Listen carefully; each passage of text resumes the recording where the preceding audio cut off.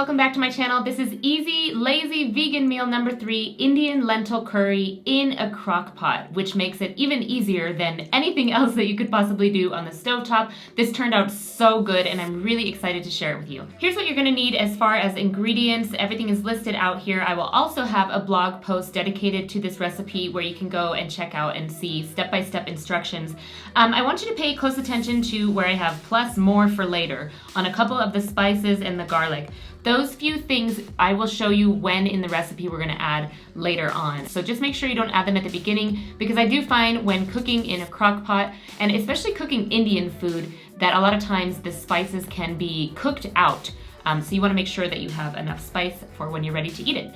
First, you want to decide if you're going to use pre-cooked lentils or dry lentils. I went with dry lentils because they're more cost effective, but if you want to do more lazy, then you want to do cooked. These are all of the ingredients that I've used. I just want to point out the Rapunzel vegetable bouillon. This is something that I use in place of vegetable broth all the time. I think the flavor is really nice, so if you can find that, I would definitely recommend it. Otherwise, just use any vegetable broth of your choice.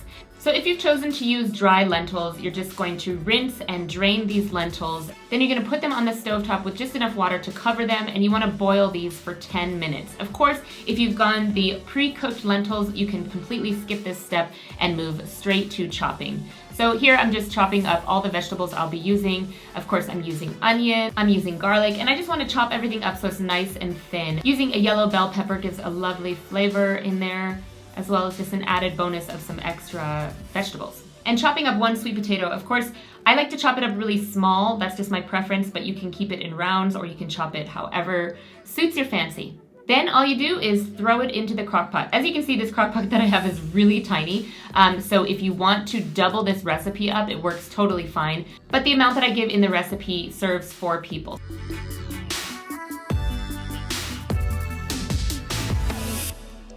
Now I'm just adding all the spices as well as my bouillon and the water to make the vegetable broth. A little bit of lemon in here.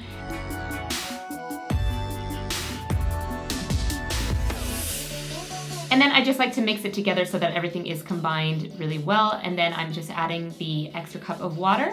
And basically that's it. You put the lid on, you turn it on high, and now you just let this go and cook on its own. It's gonna start to bubble. Cook it on high for about 4 to 5 hours, stirring occasionally if you're home, and if you're not home, no worries. After this has cooked for about 4 to 5 hours, once the lentils and the vegetables are tender, you're going to add in those plus more for later. So the garlic, the paprika, the cumin, the coriander, the curry, the cinnamon, and the salt. You're just gonna have a lot more flavor going on in your final product. I'm serving this over basmati rice. It tastes great over brown rice, and I'm sure it would taste good over potatoes as well.